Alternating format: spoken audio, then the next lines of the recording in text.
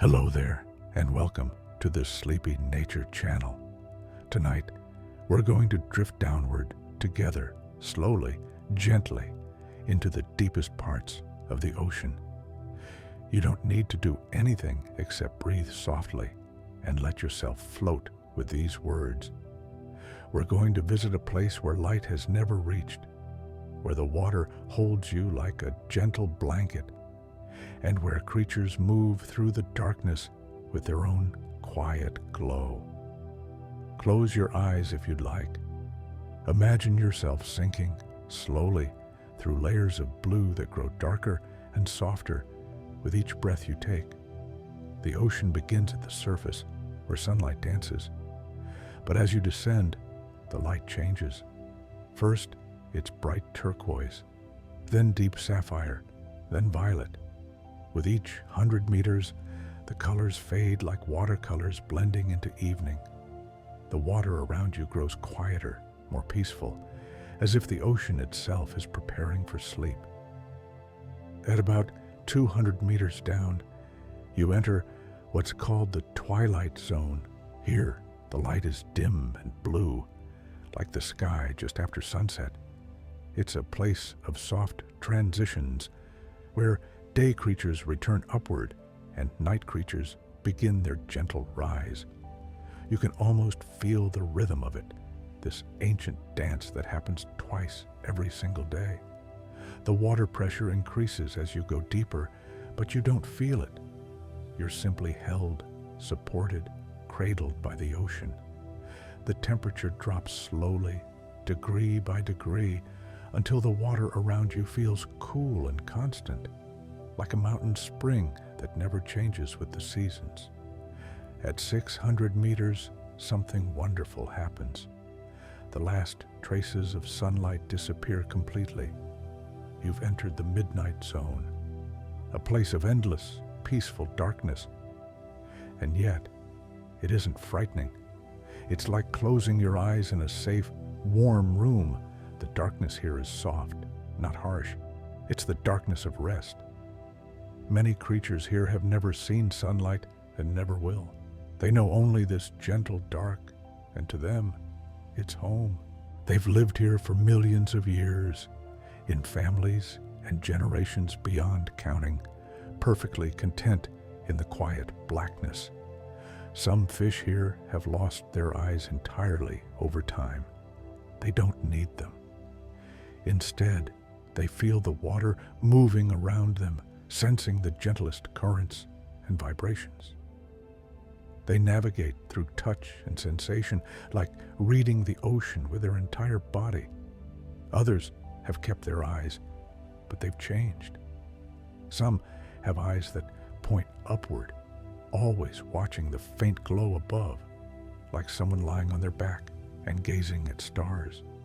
These eyes are large and soft, filled with cells that can catch even the tiniest spark of light. The water here moves slowly in great, patient currents that take centuries to complete their journey around the world. You could float here, suspended, and feel yourself carried along at the pace of continents drifting. There's no hurry. There never has been. At 1,000 meters deep, the pressure is immense, yet life continues peacefully. The creatures here are made for this. Their bodies are soft and flexible, filled with water themselves. So the pressure outside and inside is the same. They feel no discomfort, only the constant, even embrace of their world. Many deep-sea fish are small, no longer than your hand. In a place where food is scarce, being small is an advantage. You need less energy, less food. You can drift and wait, patient as the water itself. Some creatures here produce their own light. It's called bioluminescence, but you can think of it simply as glow. They create soft blue and green lights through gentle chemical reactions in their bodies, as natural as breathing. It doesn't hurt them or tire them. It's simply part of who they are. A fish might have a light, hanging in front of its mouth, like a tiny lantern in the darkness. This isn't to scare or startle. It's simply there, glowing softly, attracting smaller creatures who are curious about the gentle light. There are jellyfish here too, drifting through the darkness like living chandeliers. They pulse slowly, their bells opening and closing with a rhythm that matches your breathing. Some glow with a soft pink light when they move, as if the darkness itself is blushing. The anglerfish lives here, and though its appearance might seem unusual, there's something peaceful about its existence. It waits, suspended in the dark water, its light glowing steadily. There's no chase, no panic, just waiting, which is a form of rest. Many creatures at these depths move in slow motion. A fish might take several seconds just to turn around. A jellyfish might pulse just once or twice per minute. Everything happens at the speed of deep peace. The water temperature here stays around 2 to 4 degrees Celsius year-round. There are no seasons in the deep ocean, no summer or winter, just the same cool, constant temperature forever. It's the most stable environment on Earth. Some fish here have transparent heads. You could look right through them and see their brain and eyes inside, surrounded by clear, jelly-like tissue. This helps them see upward and around without turning. They exist like living glass sculptures, delicate and still. The fang-toothed fish has teeth that seem large for its small body, but it uses them simply to hold on to food when it finds it. It drifts through the dark, mouth slightly open, waiting with endless patience. There's no aggression here, only survival in its quietest form. At 1,500 meters, you might encounter a Dumbo octopus, named for the ear-like fins on its head. It flaps these fins slowly, gracefully, floating through the water like a small ghost. It's gentle and shy, moving away from disturbance with unhurried grace. The deep ocean is the largest habitat on Earth. More than half of our planet is covered by water deeper than 3,000 meters. This means the quiet darkness we're visiting now is actually the most common environment on Earth. This peaceful dark is home. As you continue downward, past 2,000 meters, you enter a realm where the water feels thick with silence. Sound travels differently here. There are no waves crashing, no wind, just the occasional soft click or low hum of a creature's communicating in the dark. The hatchetfish lives at these depths, and its body is silver and flat, shaped like the blade of a small axe. Its belly has rows of light organs that glow blue-green. When seen from below, these lights match the faint glow from above, making the fish invisible. It's camouflage made of light itself. Many creatures here are red or black in color. Red appears black in the deep ocean because there's no red light to reflect.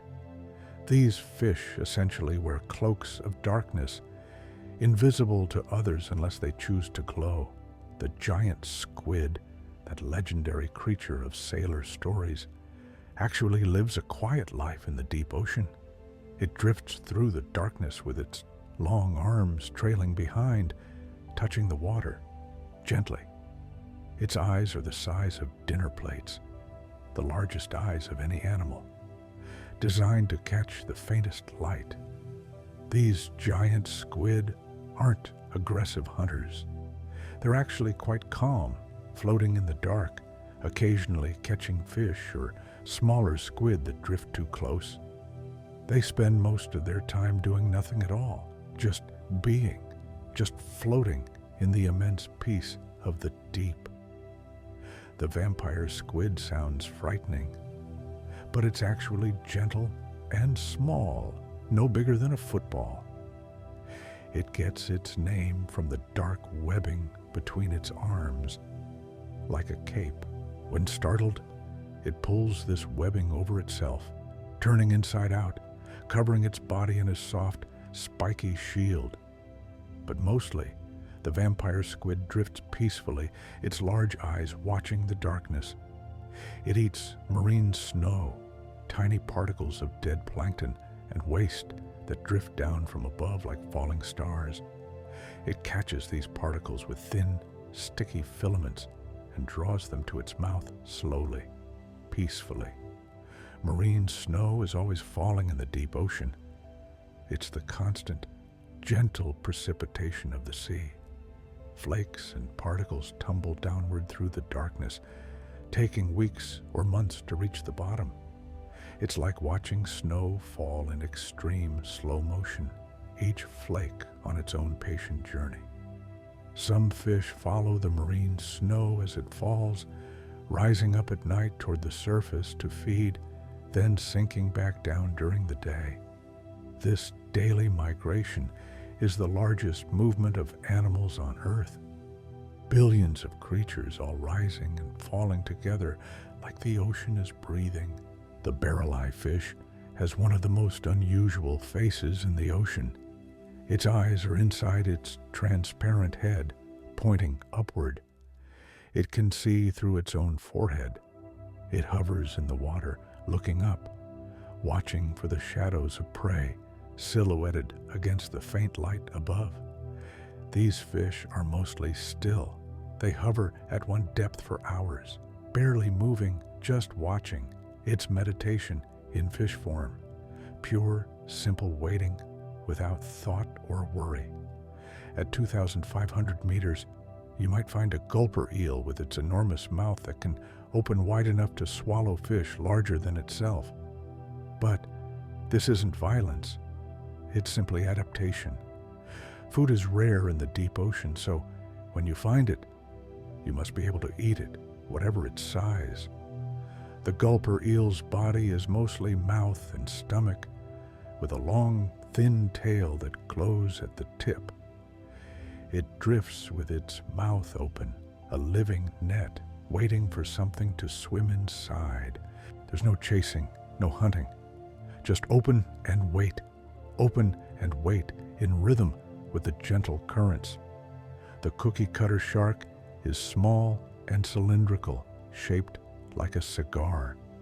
It lives in the deep ocean during the day, then rises toward the surface at night. It has luminescent organs on its belly that glow green, but leaves a dark patch beneath its throat.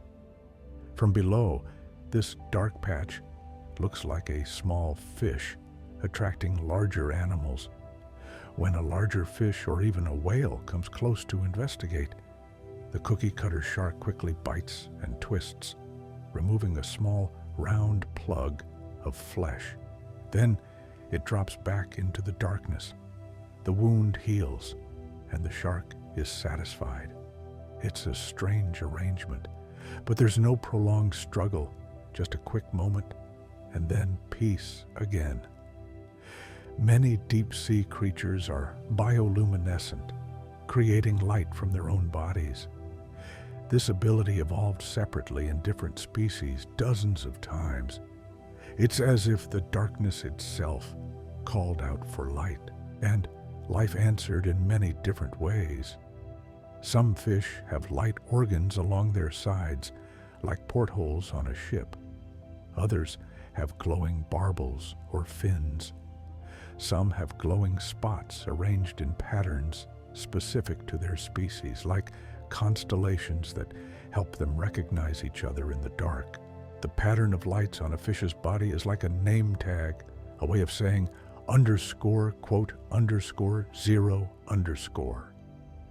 In the vast darkness, these lights are how creatures find their own kind, how they find mates, how they find family. Bioluminescence can be blue, green, or red. Blue-green is most common because it travels farthest through water. Red is rare and special. Some fish have red lights that they use like private flashlights, seeing things that other creatures cannot see. The stoplight loose-jaw fish produces red light from organs beneath its eyes. Most deep-sea creatures can't see red light at all, so this fish can illuminate its prey without the prey knowing it's being watched. It's like having night vision goggles in a world where everyone else is blind. But even this isn't violent or frightening. It's simply survival, quiet and patient. The loose jaw drifts through the dark, shining its invisible red light, looking for a small fish or shrimp. When it finds food, it eats quickly and then resumes its slow, peaceful drifting. At 3,000 meters deep, we're in the abyssal zone now. The word abyssal comes from an ancient word meaning, quote, one, but there is a bottom far below. We're just floating in the middle of this vast darkness, suspended between the surface and the sea floor, held perfectly by the water. The water pressure here is 300 times what you feel at the surface. But the creatures don't notice. They've never known anything different. To them, this pressure is normal, comfortable, like the weight of a beloved blanket. The tripod fish lives on the sea floor below, resting on 3 long fins like a camera on a tripod. It faces into the current with its mouth open, catching tiny particles of food that drift by. It can stay in this position for hours or even days, patient as stone, breathing softly, waiting.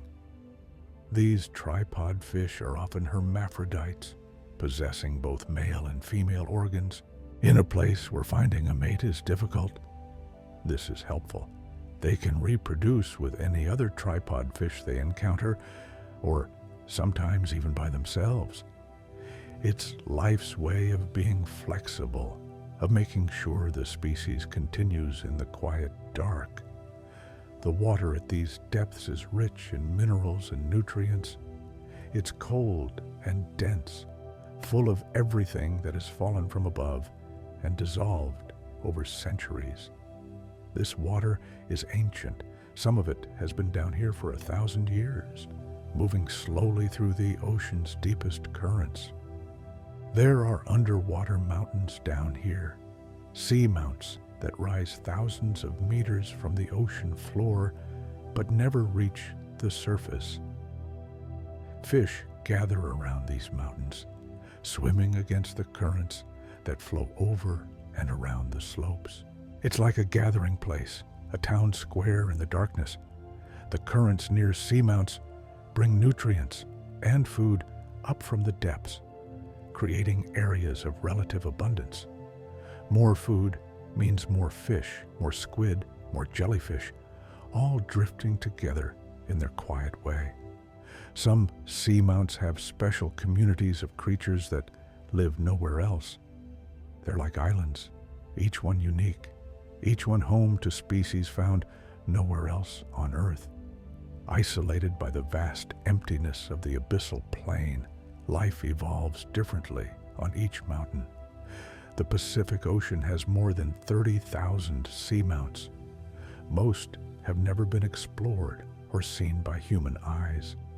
They rise in the darkness, covered in slow-growing corals and sponges, hosting fish and octopuses that glide over their slopes in patient search of food.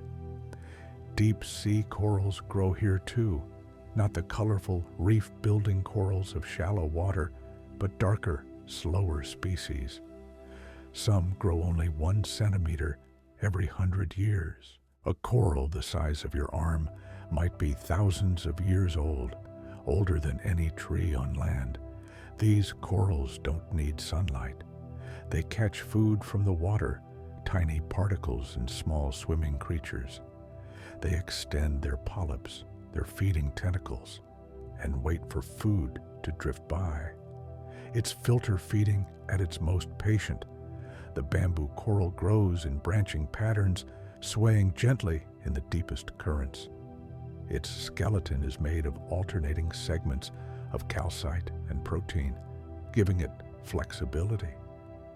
It bends with the current instead of breaking, moving in slow motion, like a tree in a breeze that blows once per hour. Sea pigs live on the abyssal sea floor. They're a type of sea cucumber, soft-bodied and pink, with multiple legs that they use to walk across the mud. They move in small herds, dozens or hundreds together, grazing on the seafloor like tiny underwater cattle. These sea pigs hoover up sediment, extracting any edible particles, dead plankton, bacteria, waste. They move slowly across the bottom, leaving trails in the mud behind them. If you could watch from above, you'd see their paths crisscrossing like roads in soft, brown earth. The sea floor at these depths is covered in a thick layer of soft sediment. Millions of years of marine snow accumulated and compressed. It's fine and smooth, like chocolate powder. When something touches it, it puffs up in soft clouds that take minutes to settle. Giant isopods live down here, related to the pill bugs or roly-polies you might find in a garden. But these are the size of a small cat. They scuttle across the seafloor on many legs, scavenging whatever food they can find. These isopods can go years without eating. When food is scarce, they simply slow down, their metabolism dropping to almost nothing. They wait, patient and still, until something edible appears. Then they feed, slowly, completely, wasting nothing. The grenadier fish, also called rattail, is one of the most common fish in the deep ocean.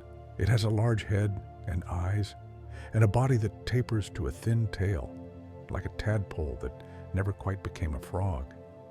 It swims slowly along the seafloor, using its chin barbel to sense food buried in the mud.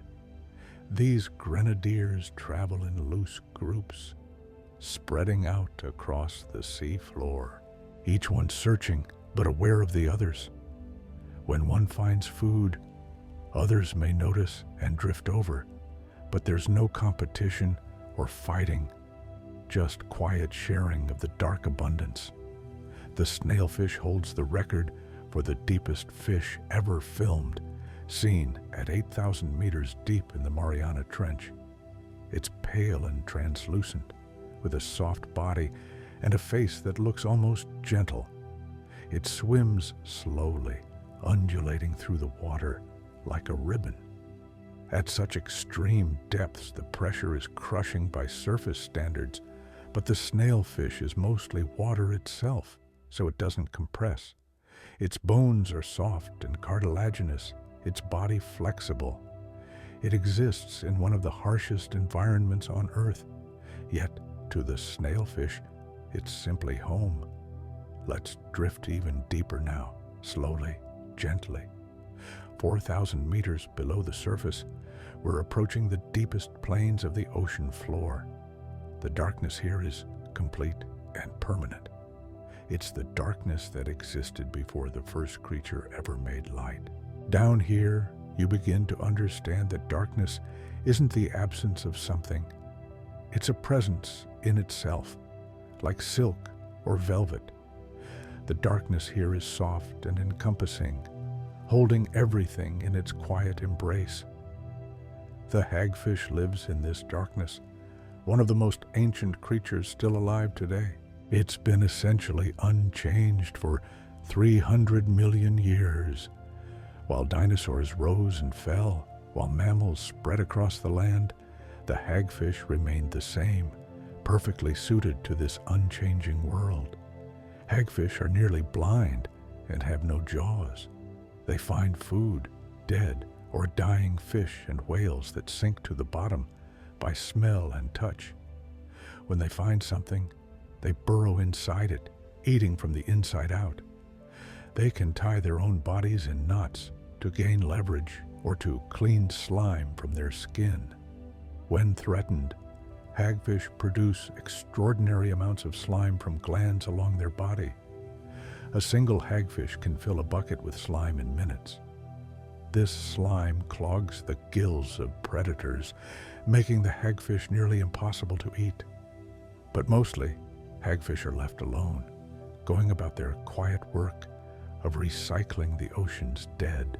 The ocean floor is a place of recycling where everything that dies above eventually arrives and is broken down, returned to simple elements, ready to rise again in currents and begin the cycle anew.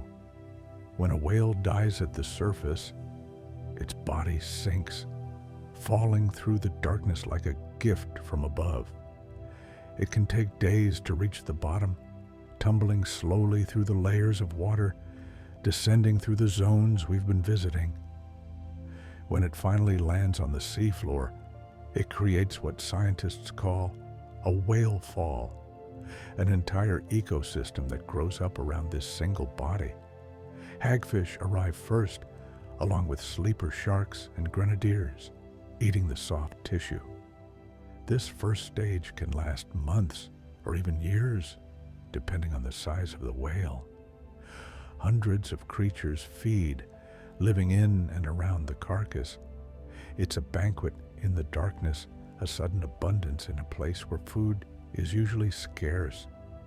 When the soft tissue is gone, bacteria and small worms move in, colonizing the bones. The bones of whales contain high concentrations of fats that can sustain life for decades. Specialized worms bore into the bone, extracting these fats with help from bacteria living inside their bodies. Some of these bone-eaten worms are specific to whale falls. They live nowhere else, spending their entire lives on the bones of dead whales. They have no mouth or stomach. They're just tubes with feathery gills, the bacteria inside them doing the work of digestion. A single whale fall can support a community of creatures for 50 years or more. After that, only minerals remain, returning to the sediment. But the chemicals released during decomposition enrich the surrounding seafloor, and life persists there a bit longer, feeding on the lingering nutrients. These whale falls are stepping stones across the abyss. Many deep-sea species may use them as habitats, moving from one whale fall to the next over generations. They're like islands in the desert, oases of abundance in the vast emptiness. The ocean floor isn't entirely flat. There are trenches, the deepest places on Earth, where tectonic plates meet and one slides beneath the other. The deepest of these is the Mariana Trench, reaching down to nearly 11,000 meters. At the bottom of these trenches, the pressure is over 1,000 times what you feel at the surface. That's the weight of a large truck pressing on an area the size of your thumbnail. And yet, life exists even there. Amphipods live in the trenches, small, shrimp-like creatures no longer than your finger. They scuttle across the bottom and swim through the water, feeding on whatever organic matter settles there. Some grow larger than usual for their kind, a phenomenon called abyssal gigantism. The Hadal zone, named after Hades, the Greek underworld, includes all ocean deeper than 6,000 meters. It's the final frontier of Earth's ocean, the last 5% of depth. It exists only in trenches, in narrow, deep gashes across the ocean floor. Life in the Hadal zone moves slowly. Metabolism is reduced. Growth is slow. Reproduction is infrequent. But life persists, patient and enduring, making use of every tiny bit of energy that arrives. There are sea cucumbers even in the trenches, soft-bodied and slow-moving. They crawl across the bottom on tiny tube feet, vacuuming up sediment and extracting whatever food particles they can find. They're janitors of the deepest ocean, keeping the seafloor clean. Single-celled organisms, foraminifera, and xenophyophores live on the Hadal seafloor. Some xenophyophores grow as large as grapefruits, making them the largest single-celled organisms on Earth. They're delicate and fragile, made mostly of thin membranes, but they persist in the crushing dark. Let's pause here, suspended in the middle of the water column, about 4,000 meters down. Above you is the faint memory of light. Below you is the sea floor, still another 1,000 meters away. You're floating in the largest living space on Earth, the open water of the deep ocean. This is called the pelagic zone, from an ancient Greek word meaning open sea. Most of the ocean is pelagic, open water, with no bottom in reach, no surface visible, just water in all directions, stretching away into darkness. Many creatures spend their entire lives here, never touching the bottom or the surface. They're born in open water, live in open water, die in open water. It's a three-dimensional world where up and down matter, but there's no left or right, no forward or back, just depth. The giant larvation lives here, a strange and beautiful creature. It's a type of tunicate related to sea squirts, but it never settles down. It remains floating, building a house of mucus around itself as it swims. This mucus house, called a house or a balloon, can be a meter across, with the larvacean itself only a few centimeters long living inside. The house is full of filters and chambers. Water flows in, gets filtered for food particles, and flows out. It's like a living submarine with a built-in plankton catching system. When the filters get clogged, the larvation simply abandons its house and builds a new one. The old house sinks, becoming food for creatures below. The larvacean can build a new house in just a few hours. It's a disposable home, remade constantly. The comb jelly, or ctenophore, drifts through these waters, pulsing slowly. It's not a true jellyfish, but a separate lineage, equally ancient. Comb jellies move by beating rows of cilia, tiny hair-like structures that catch the light and shimmer with rainbow colors even in the darkness. Some comb jellies are bioluminescent, glowing blue-green when disturbed. Others are transparent, like glass. Some have long, branching tentacles covered in sticky cells for catching prey. They extend these tentacles like fishing lines, drifting with them spread wide. Comb jellies are gentle predators of the plankton. They don't sting like true jellyfish. They simply touch and stick. Their prey are tiny copepods and larvae, creatures too small for you to see individually. But comb jellies catch them by the millions, filtering the ocean one tiny creature at a time. The salp is another drifter, a transparent, barrel-shaped animal that pumps water through its body, filtering and moving at the same time. Salps often form long chains, dozens or hundreds connected end to end, creating living ribbons that stretch through the water. These salp chains pulse in coordination, each individual contracting in sequence, sending waves of movement down the chain. They can be tens of meters long, drifting through the darkness like living train cars, each one feeding, each one contributing to the movement of the whole. When conditions are right and food is abundant, salps can reproduce quickly, creating swarms that stretch for miles. Then, when food becomes scarce again, they disappear, their numbers dropping back to almost nothing.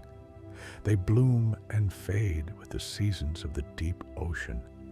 The siphonophore is one of the longest animals on Earth. It's not a single creature, but a colony of specialized polyps, each performing a different function. Some polyps swim, some catch food, Some digest, some reproduce. Together, they form a single, long, string-like body. The giant siphonophore can grow to 45 meters long, longer than a blue whale. It drifts through the mid-water, its body arranged in a spiral, trailing tentacles covered in stinging cells. Small fish and crustaceans that touch the tentacles are paralyzed and drawn up to the feeding polyps. But there's no consciousness here, no intention. The siphonophore doesn't hunt. It simply exists, drifting, its tentacles hanging in the water like a living net. Whatever touches them becomes food. It's passive, patient, perfectly suited to a place where food is scarce and movement is costly. The dragonfish is small but striking, with a long body covered in black, light-absorbing skin. It has a barbel hanging from its chin that glows at the tip, luring prey close. Its teeth are transparent, made of nanoscale crystals arranged in a way that prevents them from reflecting light. Even the dragonfish's teeth are adapted for stealth in the darkness. When it opens its mouth, there's no flash of white to warn prey away, just darkness opening into more darkness. Many deep-sea fish have huge mouths relative to their body size. In a place where meals are rare, you need to be able to eat whatever you encounter, regardless of size. A fish might eat another fish as large as itself, its stomach stretching to accommodate the meal. After eating, a deep-sea fish might not eat again for weeks or months. It digests slowly, extracting every possible bit of energy from the meal. Then, it returns to waiting, drifting, conserving energy until the next meal arrives. The viperfish looks fierce with its long fangs, but it's just another patient predator of the deep. It hangs in the water, using its light organ to attract prey. When something comes close, it strikes quickly, but then returns to stillness. Most of its life is spent motionless, barely breathing, barely being. Energy is everything in the deep ocean. Every movement costs energy. Every moment of swimming, of searching, of existing burns precious calories. So, creatures here have evolved to do less, to be still, to let the ocean bring food to them instead of searching for food. This is why the deep ocean is a place of peace, not because the creatures are gentle by nature, but because movement itself is expensive. Stillness is the default. Rest is the natural state. As you float here in the darkness, you might notice that you've slowed your breathing. That's natural. The deep ocean calls us to breathe slowly, to let our heartbeat quiet, to simply be present in the vast, peaceful dark. The long-nosed chimera, also called a ghost shark, glides slowly along the seafloor.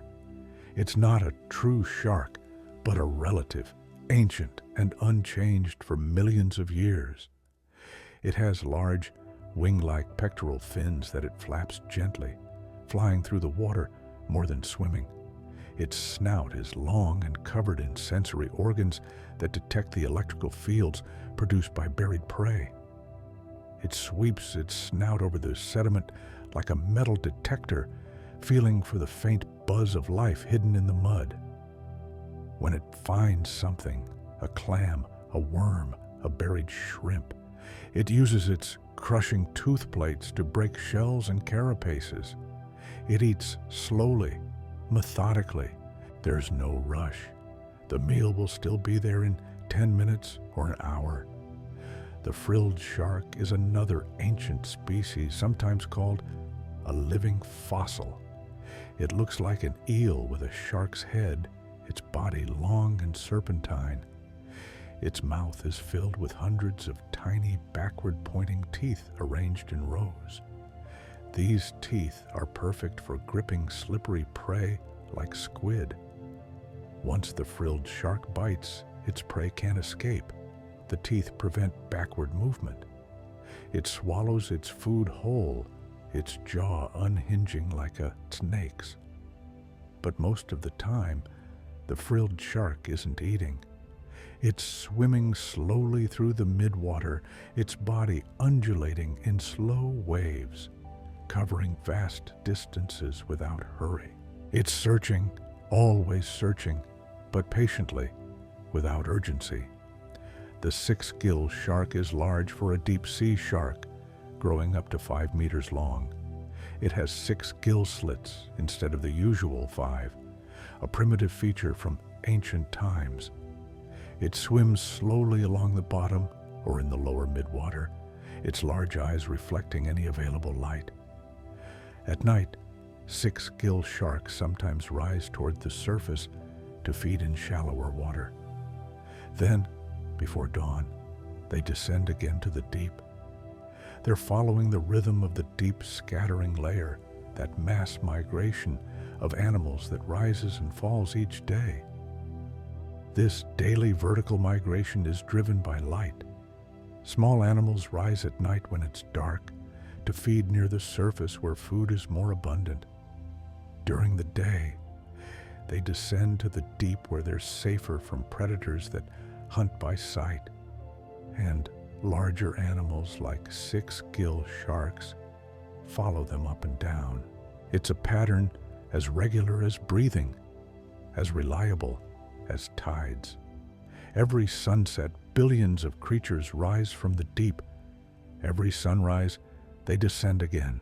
The ocean inhales and exhales, a living system breathing life between the depths and the shallows. The megamouth shark is one of the rarest sharks in the ocean.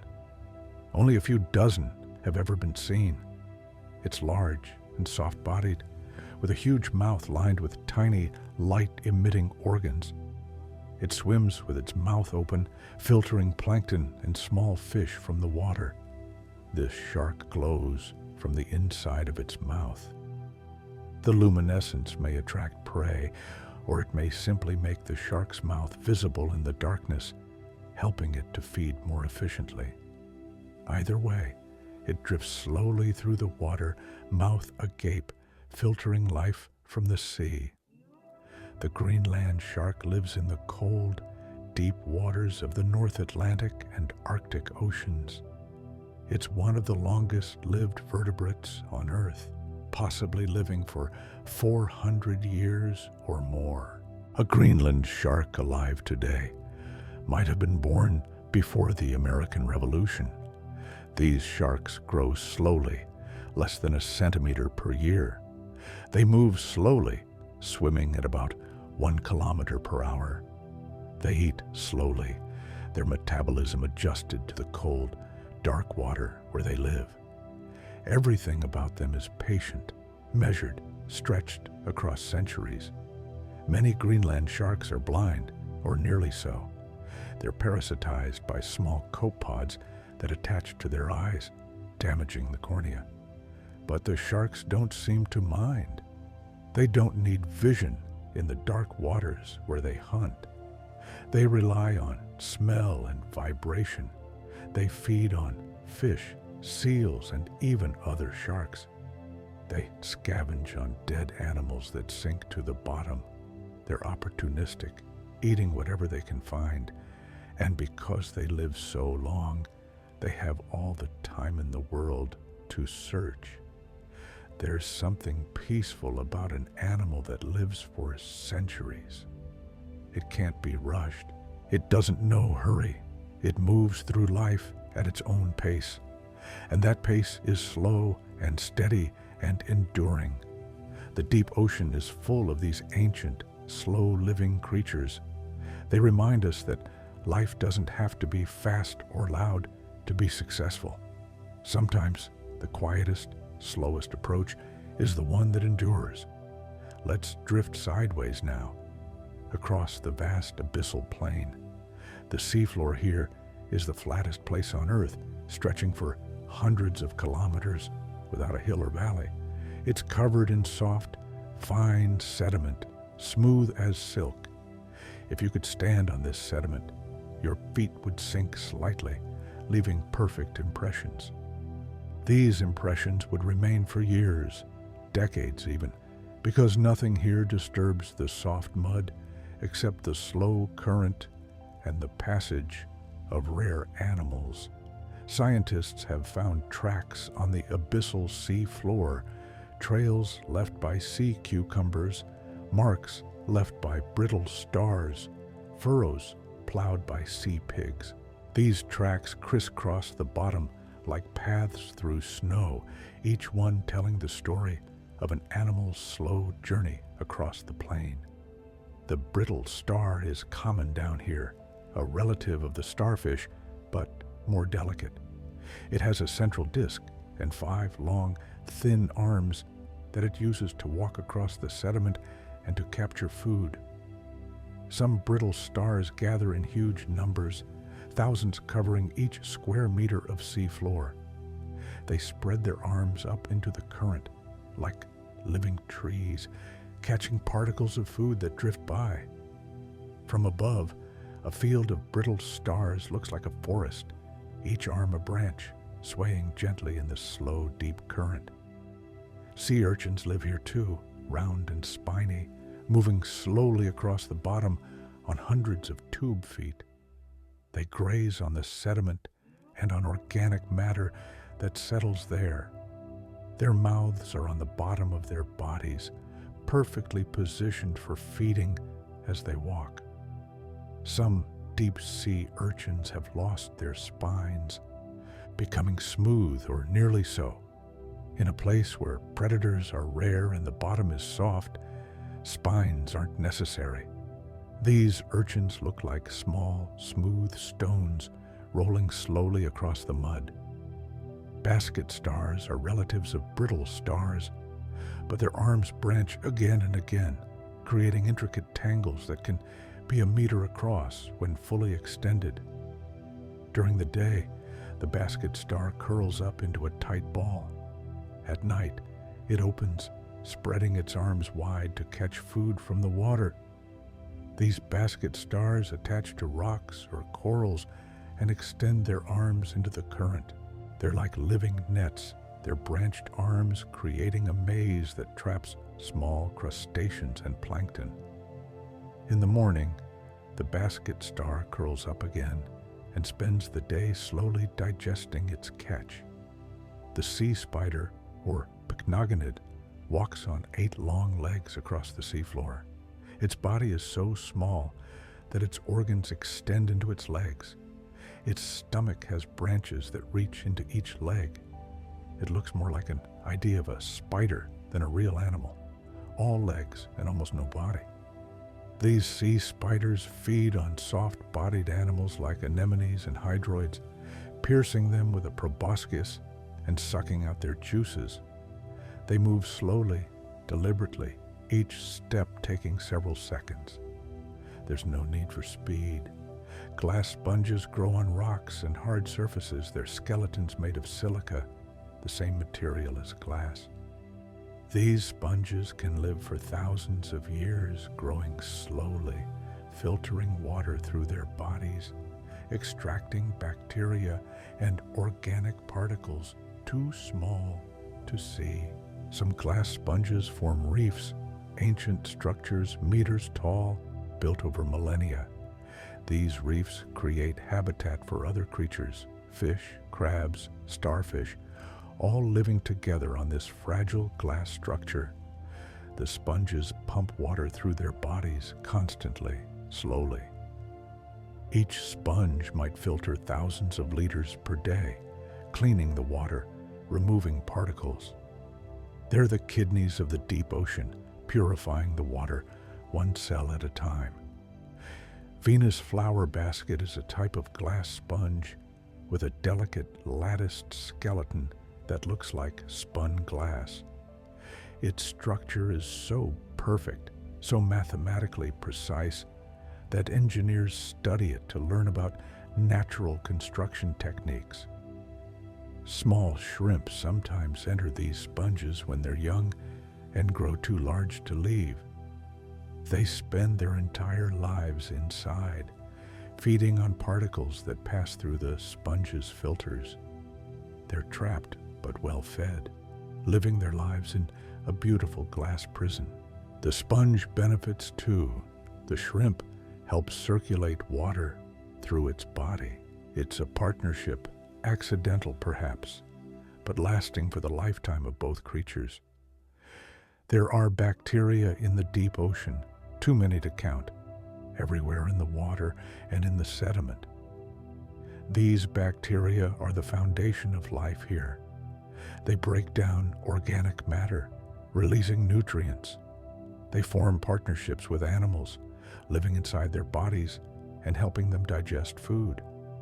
Some bacteria here are chemosynthetic, meaning they create energy from chemicals instead of light.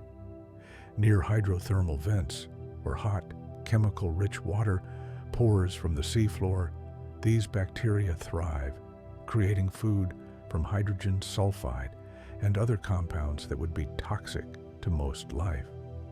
Hydrothermal vents are cracks in the seafloor where seawater seeps down, gets heated by magma, and shoots back up, sometimes at temperatures over 300 degrees Celsius. The water is full of minerals and turns black or white with dissolved compounds. They're called black smokers or white smokers. These vents are like oases in the deep ocean. The bacteria around them support tube worms, clams, mussels, crabs, fish, octopuses. Entire communities living on chemical energy from Earth's interior instead of sunlight from above. Giant tube worms grow near these vents, some reaching lengths of 2 meters. They have no mouth and no stomach. They don't eat at all in the traditional sense. Instead, they have bacteria living inside their bodies in a special organ called a trophosome. The tube worm extends a red plume from its white tube, and this plume absorbs hydrogen sulfide and oxygen from the water. The tube worm delivers these compounds to the bacteria inside it, and the bacteria produce sugars and nutrients that the tube worm absorbs. It's a perfect partnership.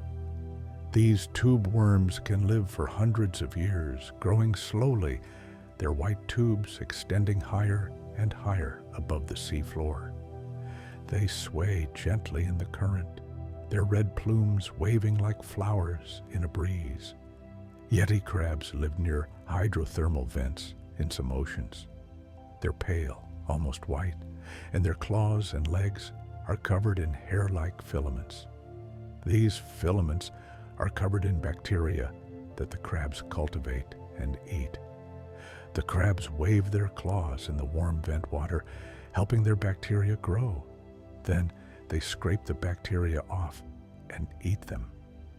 They're farmers growing their own food right on their bodies. These crabs live right at the edge of the vent, in a narrow band where the water is warm but not too hot. If they move too close, they'll cook. Too far away, and the water is too cold for their bacteria. They balance at the edge in the Goldilocks zone, where everything is just right. The vent octopus is pale and eyeless, adapted to life in the warm, chemical-rich water near vents. It's small and delicate, laying its eggs on rocks near the vent, where the warm water helps them develop faster. Female vent octopuses guard their eggs, staying with them for months or even years, fanning them with water, keeping them clean.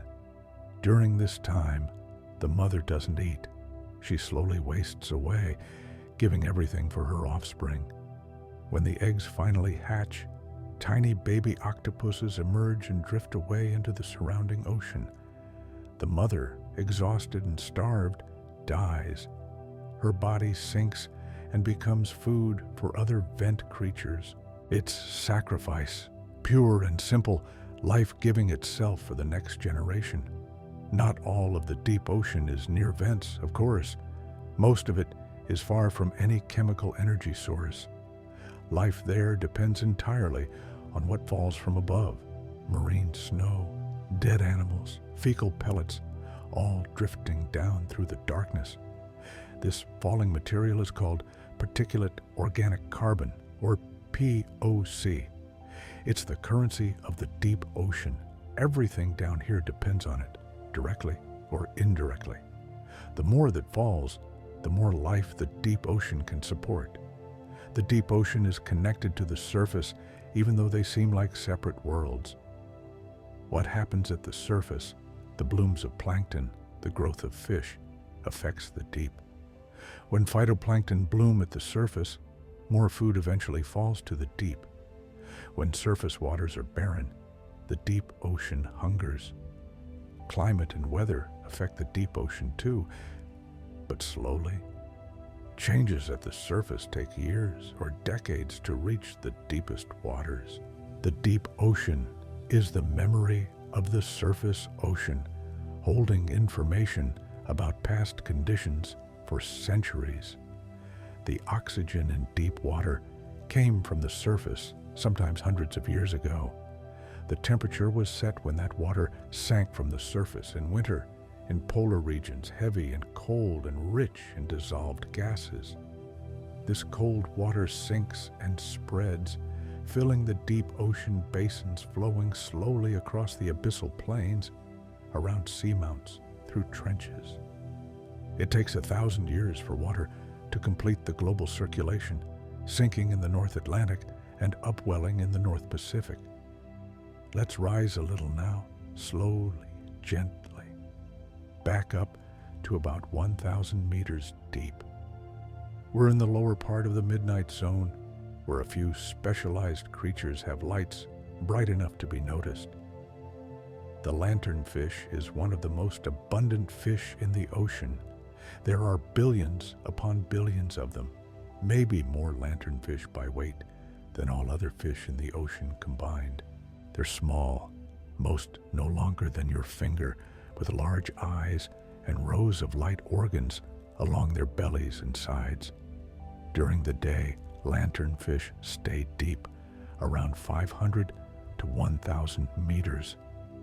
At night, they rise toward the surface, sometimes coming as shallow as 50 meters. They feed on plankton and small crustaceans, eating quickly, storing energy for the long day of fasting in the deep. Each species of lanternfish has a unique pattern of lights. Some have large lights, some have small lights. Some lights are arranged in straight rows, some in curves. These patterns help lanternfish recognize their own species in the darkness. When a lanternfish is looking for a mate, it can find the right species by looking at the pattern of lights. It's like reading a name tag in a dark room, but instead of words, it's the arrangement of glowing dots. The hatchetfish has lights on its belly too, but it uses them for camouflage. It adjusts the brightness of its lights to match the faint glow from above, making itself invisible when seen from below. It's counter-illumination camouflage, hiding with light instead of darkness. These hatchetfish are thin and flat, shaped to minimize their silhouette when seen from below or above. They hang in the water perfectly still, glowing just enough to disappear. The stoplight loosejaw, as mentioned before, produces red bioluminescence, which is rare. But there's another fish, the Pachystomias, that also produces red light. These fish are the only ones in their environment that can see red light, giving them a private wavelength, invisible to everything else. They use this red light like a sniper's infrared scope, seeing without being seen. They can illuminate prey that don't even know they're being watched. But even this is done slowly, calmly. There's no frantic hunting, just patient watching and occasional feeding. The headlight fish has a large light organ beneath each eye. These organs contain bioluminescent bacteria that glow constantly. The fish can cover or uncover these lights with a shutter of dark skin, like blinking a flashlight on and off. These fish use their lights to communicate, flashing patterns to each other. They also use the lights to hunt, shining them on small prey to see better in the darkness.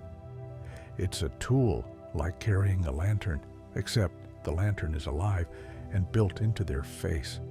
The bioluminescent bacteria inside these light organs are alive and reproducing. The fish provides them with a safe home, nutrients, and oxygen. In return, the bacteria glow. It's another partnership, another example of cooperation in the deep ocean. Many bioluminescent animals don't produce light themselves. Instead, they cultivate bacteria that produce light. It's farming at a microscopic level, tending to a crop of glowing microbes. Some squid have light organs that contain their own bioluminescent chemicals instead of bacteria. They can control these lights precisely, turning them on and off instantly. Some squid flash their lights in patterns, possibly to signal to other squid or to confuse predators. The firefly squid, which lives in the midwater but comes near shore to spawn, has lights all over its body, on its arms, its mantle, its eyes. It can create dazzling displays, flashing and glowing, a light show in the darkness. These squid gather in huge numbers during spawning season, and when they flash in synchrony, it's like watching fireworks underwater. But most of the time, they're solitary and quiet, their lights dim or off, saving energy. The bobtail squid has a light organ on its underside that contains bioluminescent bacteria. It uses this light for counter-illumination, just like the hatchetfish, matching the faint light from above and becoming invisible to predators below. But the partnership between bobtail squid and bacteria is complex. Each night, the squid expels most of its bacteria, and each morning, new bacteria must grow to replace them. It's a daily cycle, a rhythm of emptying and refilling. The bacteria sense when they're crowded, and when their population reaches a certain threshold, they begin to glow. This is called quorum sensing. They only light up when there are enough of them. It's a collective decision made by millions of bacteria acting in coordination.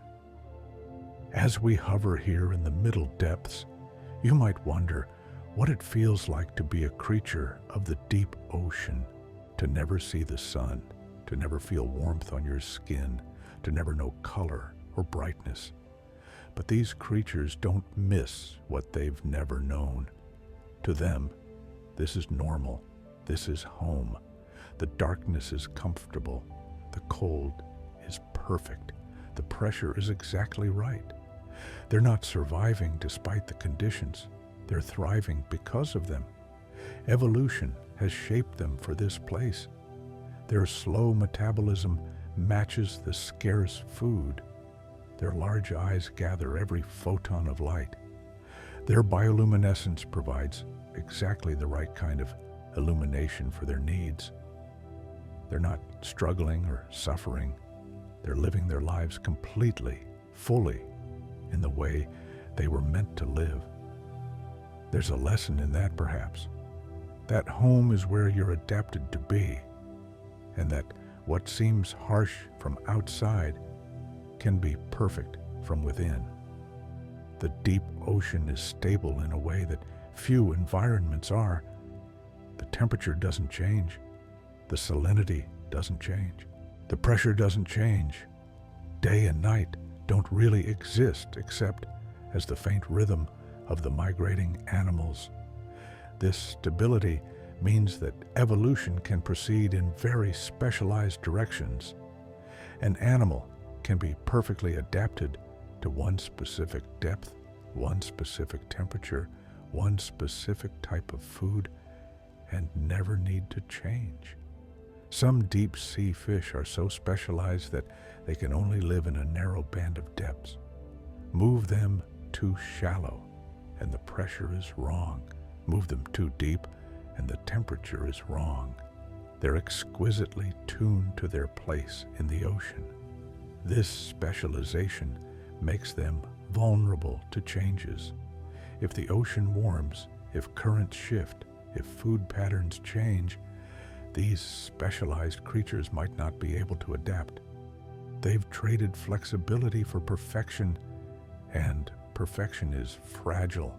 But for now, for millions of years past, and hopefully for millions of years to come, they persist in their narrow niches, living quietly, reproducing slowly, maintaining their species in the vast and ancient darkness. The deep sea is one of the last truly wild places on Earth. Humans have barely touched it.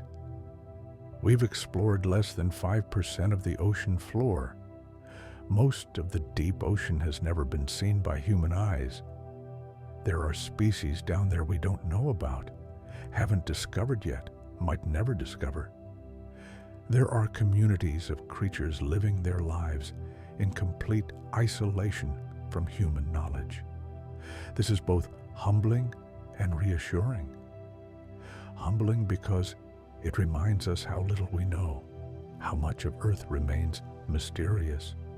Reassuring because it means there are still places we haven't altered, still ecosystems functioning as they have for millions of years. The deep ocean doesn't need us.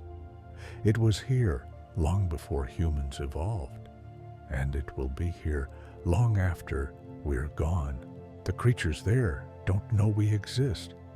They'll continue their patient lives regardless of what happens on land or at the surface.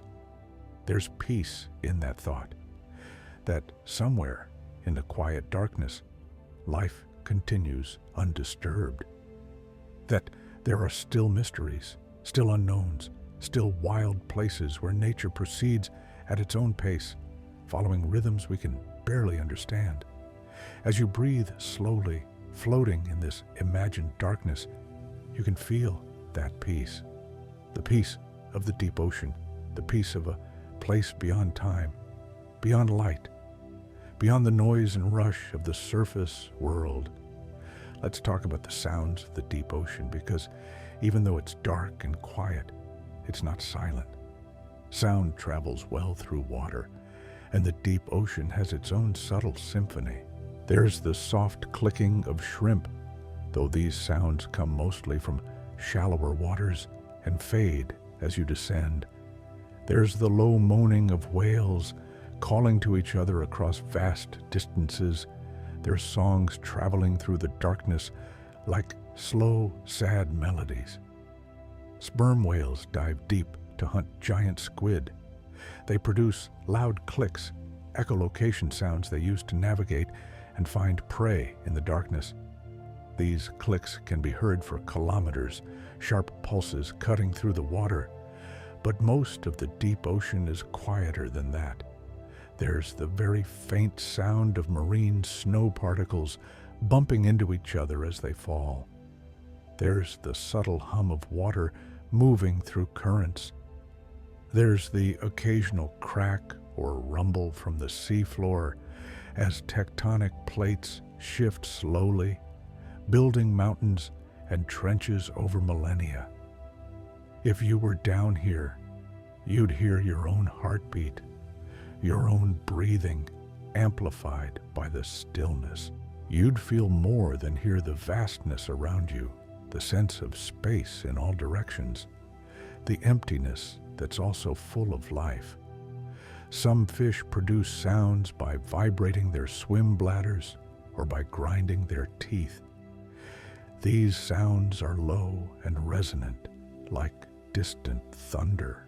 They might use these sounds to communicate, though we don't fully understand the language of the deep. The baleen whales, the largest animals ever to live on Earth, spend much of their lives at the surface, but their voices reach into the deep. Their Low-frequency calls can travel across entire ocean basins, connecting whales separated by thousands of kilometers. A whale singing off the coast of South America might be heard by another whale near Antarctica. The sound waves travel through the water, bending around seamounts, reflecting off the surface and the bottom, carrying information across the vast, dark distances. In the deep ocean, sight is limited, but sound travels far. So, animals use sound to communicate over distances that would be impossible with light or sight. The ocean itself makes sound. The sound of waves breaking at the surface, the sound of rain hitting the water, the sound of ice cracking and calving in polar regions. All these sounds filter down into the deep, muted and softened, but still present. There's also the sound of industry, ship engines, sonar, underwater construction, seismic surveys for oil and gas. These sounds can be loud and disruptive to marine life, especially to whales and dolphins that rely on sound for navigation and communication. But in the deepest parts of the ocean, far from shipping lanes, those sounds fade away. There, the ocean is quiet again, disturbed only by the natural sounds of earth and life, the ancient sounds that have been there for millions of years. Imagine that quietness, the kind of quiet where you can hear your own thoughts, where there's no background noise, no hum of electronics, no traffic, no voices, just the deep, profound silence of the ocean floor. This kind of quiet is healing. It gives your nervous system a chance to reset, to remember what peace feels like. Even imagining it, you might feel your shoulders relax, your jaw unclench, your breath deepen. The creatures of the deep ocean live in this quiet all the time. They don't know stress or rush. They don't know deadlines or schedules. They simply exist moment by moment in the eternal now of the deep. You can borrow that feeling. You can let yourself sink into that same timeless quiet, letting the darkness and stillness hold you, letting everything else fall away except this moment, this breath, this peaceful floating in the deep. Let's think now about the textures of the deep ocean, the way things feel down here. Everything is soft. The water itself is soft, holding you gently from all sides with equal pressure. The sediment on the seafloor is soft and fine, like silk or powder.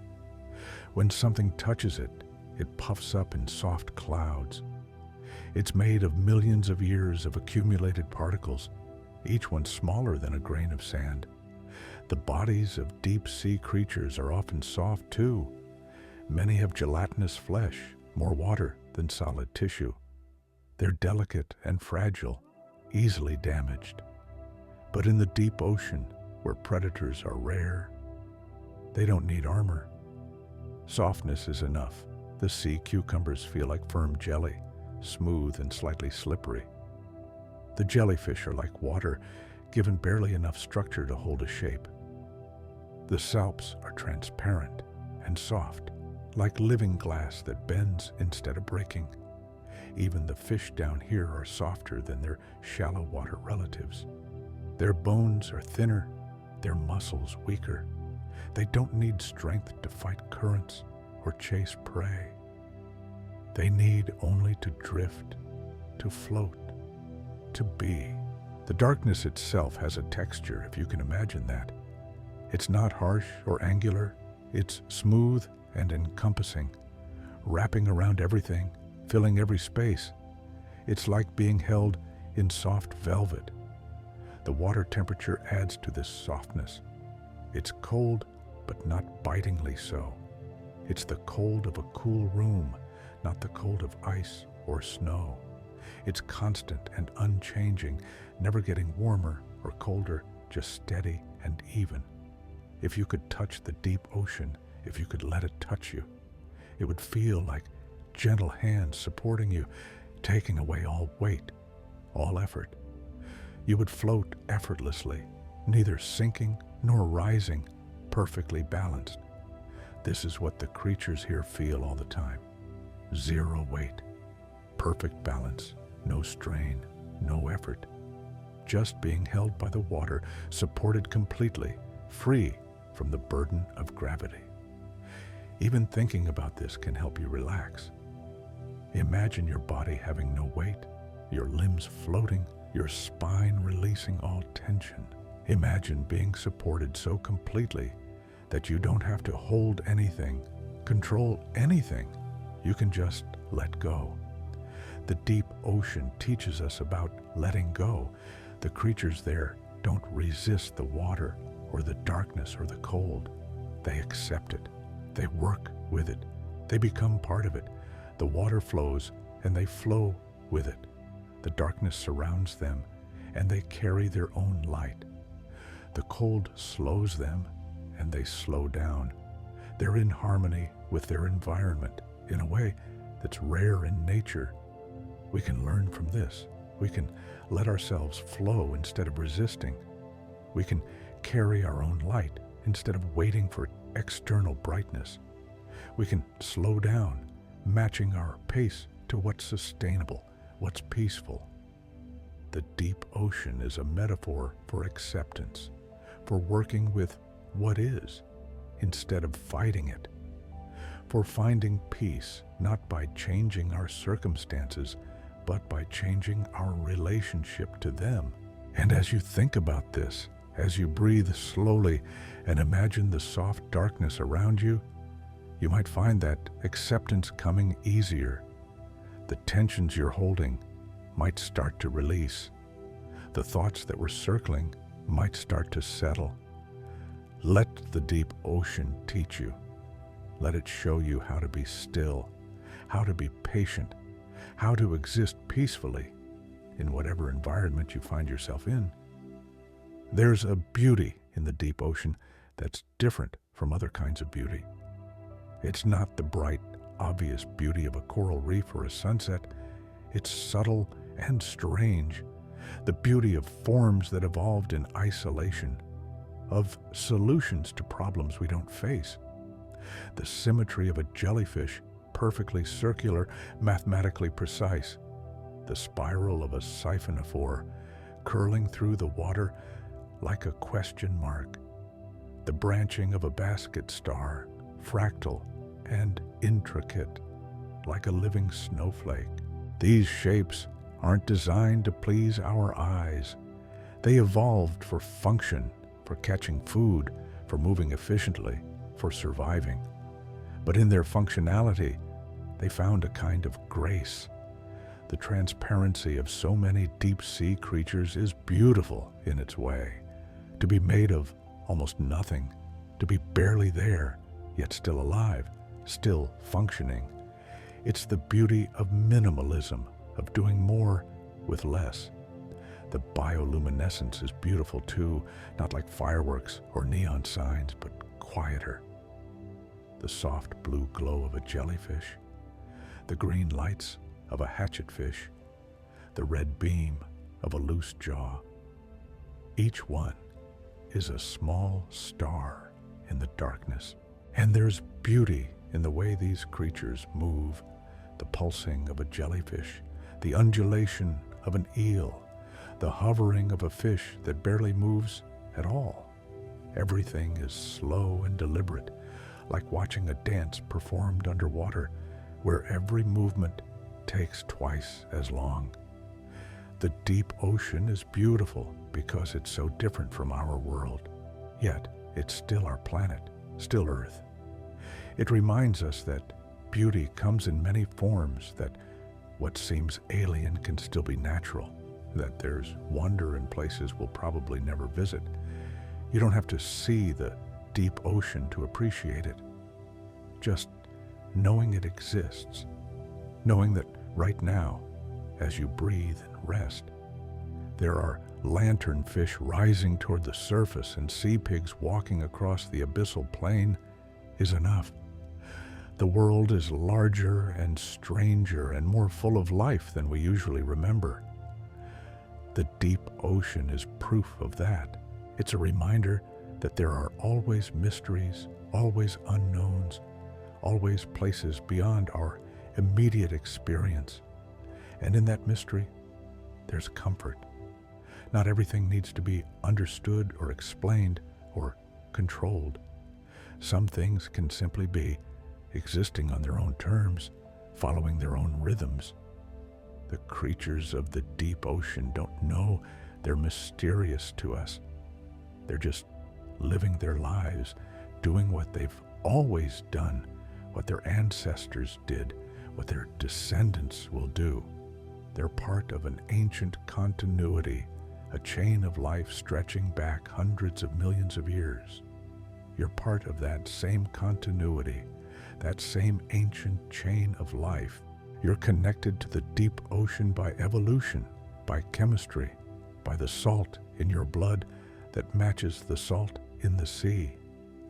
Billions of years ago, life began in the ocean. Eventually, some of that life crawled onto land, evolved into all the terrestrial creatures we know today, including us. But we carry the ocean inside us still, in our cells, in our blood, in the water that makes up most of our body. So, when you imagine the deep ocean, you're not imagining something completely foreign. You're imagining a part of your own deep history, a part of what made you possible.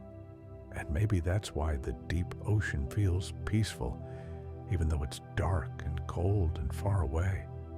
Maybe it's because some part of us remembers it, recognizes it, feels at home in the thought of it. As we prepare to finish our journey, let's think about what the deep ocean gives to the rest of the planet, to us, to all life on Earth.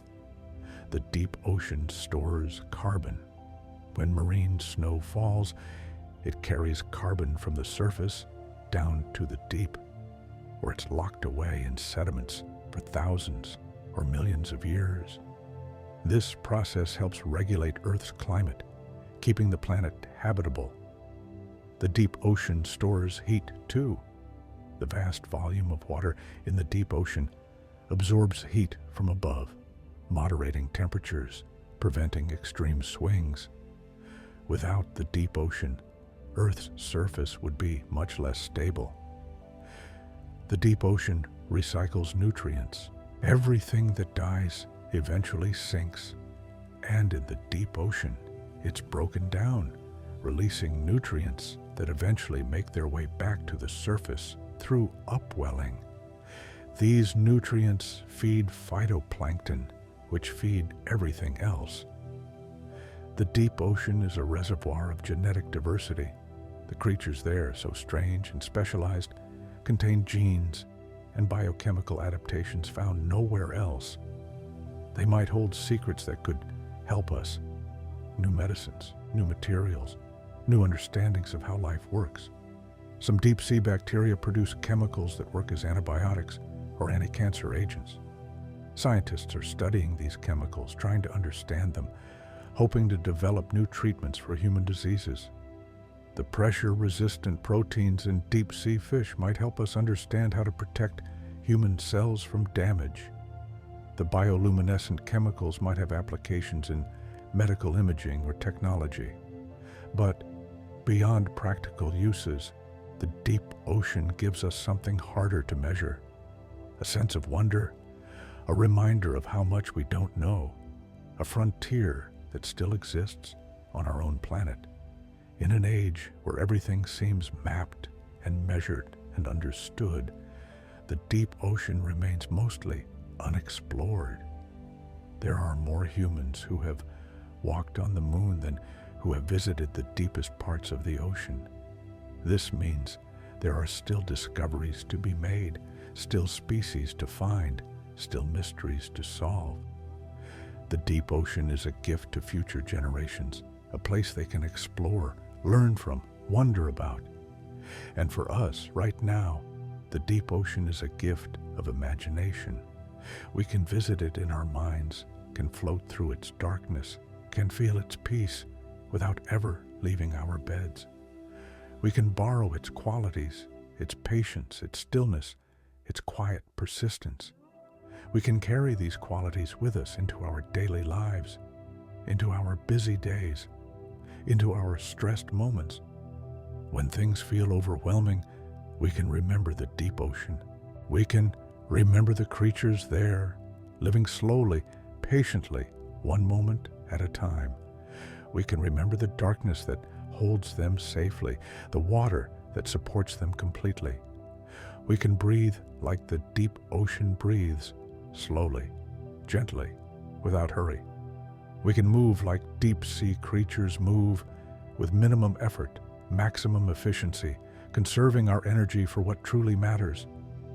We can be like the deep ocean itself, vast, patient, constant, undisturbed by surface storms, holding everything in peaceful darkness, sustaining life quietly, endlessly, without recognition or reward.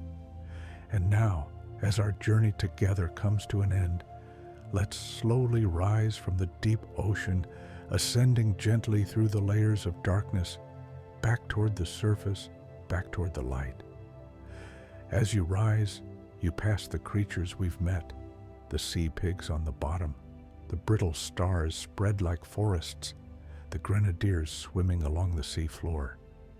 You rise past the giant isopods and the sea cucumbers, past the glass sponges that have stood for thousands of years. You rise through the midwater, past the drifting siphonophores and the transparent salps, past the lanternfish with their glowing bellies, the hatchetfish hanging motionless, the anglerfish with their lures glowing softly. You rise past the twilight zone, where the last traces of sunlight reach, where the water turns from black to deep blue. Past the squid and jellyfish that hover here, past the dragonfish and viperfish. Finally, you approach the surface. The water lightens. Colors return, first blue, then green, then gold. The water warms, the pressure eases, light breaks through in shafts and rays. You've traveled through the largest habitat on Earth. You've visited places where humans rarely go, where life exists in forms strange and wonderful, where peace and patience are the natural state. You've learned from the deep ocean. You've borrowed its calm, its stillness, its timeless rhythm. You've felt its darkness hold you safely, its pressure support you completely. And now, as you return to your world, to your life, to your bed or chair or wherever you're resting, you can bring that peace with you. You can remember it whenever you need it. The deep ocean is always there, continuing its quiet existence, undisturbed and undisturbing. The creatures there continue their patient lives. The darkness continues to hold them safely. The water continues to support them completely. And you can return there anytime you like, in your imagination, in your breath, in your willingness to slow down and sink into peace. So now, as we finish, let yourself rest. Let your breathing slow even more. Let your body sink into whatever is supporting it. Your bed, your chair, the ground beneath you. Let the peace of the deep ocean stay with you as you drift toward sleep. Let the darkness be soft and safe. Let yourself float, supported completely, held gently by the quiet world around you. You don't have to do anything else tonight. You don't have to think or plan or worry. You can simply be like the creatures of the deep ocean, existing peacefully in the present moment. Close your eyes if they're not already closed. Feel the weight of your body releasing. Feel your mind growing quiet and still. The deep ocean is peaceful. You are peaceful. The darkness is safe. You are safe. The water holds everything gently. You are held gently. Rest now Float in the soft darkness. Let everything else fall away. Let yourself sink into deep, peaceful sleep, like sinking slowly through the ocean, down and down, into the quiet dark where nothing can disturb you and everything is exactly as it should be. Rest well. Sleep peacefully. The deep ocean holds you in its ancient, endless calm. Good night.